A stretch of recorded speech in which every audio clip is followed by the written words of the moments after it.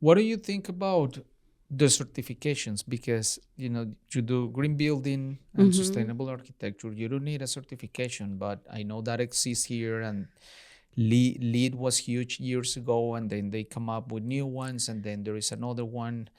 And I remember a time where everybody wanted LEED, and they just wanted to pay so they can have the plaque, but they don't really care about sustainability. They care about the plaque, and it was all this thing that uh, everybody was so excited, but I think that it's not in the profession anymore. But what do you think about that approach to sustainability when now you have to put these labels on it? I think LEED helped a lot with setting a guideline of what we should pay attention to when we design a sustainable building. They came up with these categories in the beginning that it's important where you build. You got points for being close to public transportation, for revitalizing a brownfield, and then for more efficient use of the site with how did you handle your water, how much could you do through bioswales or rain gardens or things which are really nice features. Mm-hmm. And then all the way down to mechanical equipment and efficiencies, energy efficiencies, and commissioning.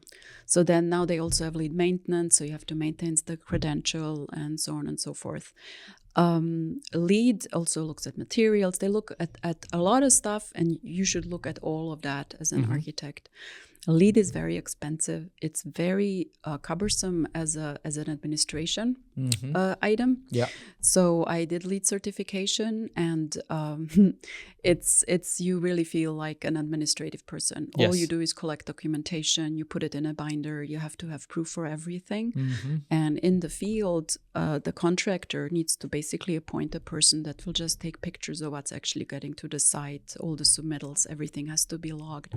So that documentation and the documentation aspect of it takes a lot of time. It's very cumbersome, and that's what makes it expensive. Yeah. Not to say that it's bad.